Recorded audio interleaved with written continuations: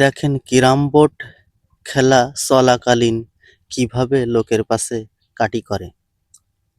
এই সমস্ত লোকের কারণে ক্যারাম বোর্ড খেলতে যাইয়ে ভালো মতো খেলা করা যায় না।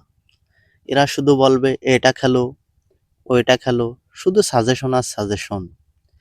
এতে কিন্তু প্লেয়াররা অসন্তুষ্ট হয়ে পড়ে, কিন্তু সে কি অতটা বোঝে যে আমার পরে তারা অসন্তুষ্ট? দেখো শুধু এটা খেলো, ওইটা খেলো।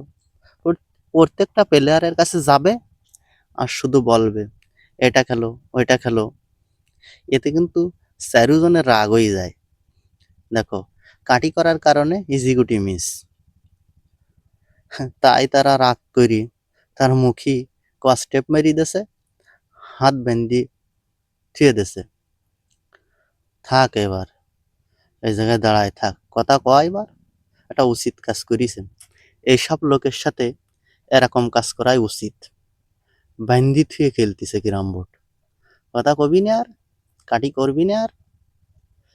হ্যাঁ, ঠিক আছে।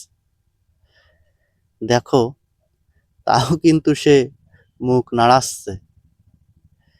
এই সমস্ত লোকের এভাবে অপমান করিছে, তাও কিন্তু তার লজ্জা হয়নি। তারপরেও কিন্তু সে মুখ নাড়াচ্ছে।